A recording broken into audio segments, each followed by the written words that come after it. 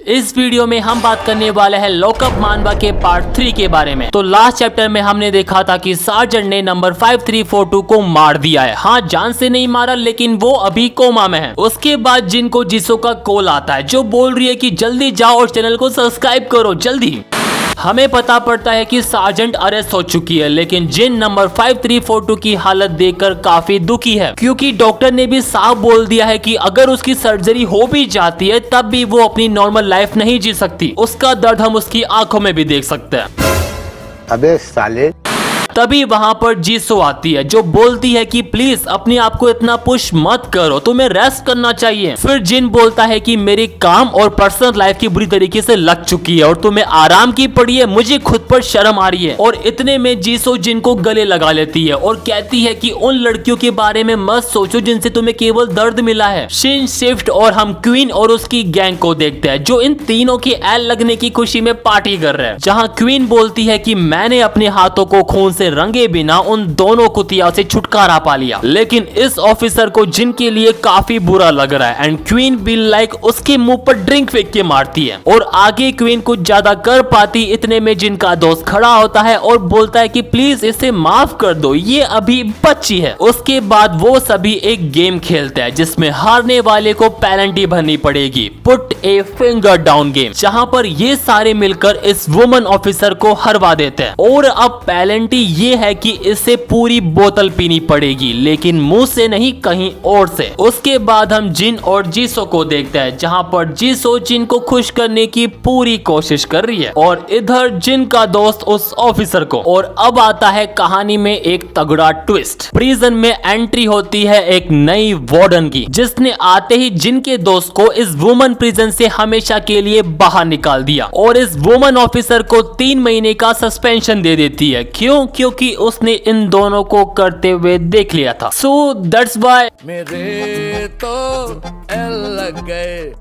और उसी के साथ वो क्वीन और उसकी गैंग को वीआईपी रूम से बाहर निकालकर सेल में डाल देती है और वो जिनका प्रमोशन करके उसे सार्जेंट बना देती है। उसके बाद 3 महीने बीत जाते हैं, लेकिन 5342 को अभी भी होश नहीं आया। और दूसरी तरफ हम जिन को देखते हैं जो सार्जेंट से मिलने जा रहा है जेल में, जहाँ जिन सार्जेंट से पूछता है कि क्या तुम्हें 5342 को लेकर इतना सा भी बुरा नहीं लग रहा, तुम्हें बिल्कुल भी रिग्रेट फील नहीं हो रहा क्या? फिर सार्जेंट बोलती है कि हाँ, मुझे रिग्रेट हो रहा है कि मैंने उसे जान से क्यों नहीं मारा। और इतना सुनते ही जिनका दिमाग खराब, वो कहता है कि मैं खुद तुम्हें अपने हाथों से मारूंगा। लेकिन सार्जेंट कहती है कि मैंने तुम्हें ऑलरेडी वार्न किया था, या तो तुम मुझे मार दो वरना मैं उसको पक्का मार दूंगी। और लिटरली भाई जिन उसे खत्म करने ही वाला होता है, लेकिन कुछ ऑफिसर वहां आकर उसे रोक लेते हैं। उसके बाद हम एक छोटा सा फ्लैशबैक देखते हैं जब जिन अपनी प्रेमिका से मिलने गया था हॉस्पिटल में, लेकिन वहां पर 5342 की छोटी बहन और उसकी दादी भी होते हैं। 5342 की बहन जिन को देखकर बोलती है कि मुझे नहीं पता कि तुम्हारा मेरी बहन के साथ क्या रिलेशन है, लेकिन प्लीज अपना चेहरा लेकर दोबारा यहाँ पर मत आना। देन सीन कट और हम जिन को देखते हैं जो 5342 के बारे में सोच सोच कर उसका दिमाग फट रहा है। और जब वो अपना माइंड रिलैक्स करने के लिए थोड़ा बाहर जाता है, वो जीसो को देखता है और फिर जीसो उसका माइंड और बॉडी दोनों रिलैक्स करती है। उसके बाद हम प्रिजन की बेसमेंट में क्वीन को देखते हैं जो एकदम बुरी हालत में वहां पर पड़ी हुई है। और तभी वहां पर जिन आता है, लेकिन क्वीन की ऐसी हालत किसने की? तो चलते हैं थोड़ा पीछे, जहां पर हम वार्डन को देखते हैं जो जिन से बोल रही है कि मुझे इस पूरे प्रिजन का कचरा साफ करके दो, और अगर जिन ऐसा नहीं कर पाता तो उसे अपनी पोजीशन छोड़नी पड़ेगी। उसके बाद जिन क्वीन के सेल में आता है और कहता है कि आज से तुम तीनों अलग अलग सेल में रहोगे, और इनमेट नंबर 1400 को अपने साथ ले जाता है। लेकिन जिन उसे सेल में ना ले जाकर प्रिजन के बेसमेंट में ले जाता है, जहां जाकर वो उसे लटका देता है और एकदम बुरी तरीके से टॉर्चर करता है और उससे क्वीन के सारे काले कारनामों के बारे में पूछता है। फिर जिन उसे बोलता है कि जैसा मैं बोलूंगा अगर तुम वैसा करोगी तो मैं तुम्हें छोड़ दूंगा। उसके बाद हम क्वीन को देखते हैं जो मजे से बात ले रही है और नंबर 1400 को मसाज करने के लिए बोलती है, लेकिन तभी जिन वहां पर आता है और उसके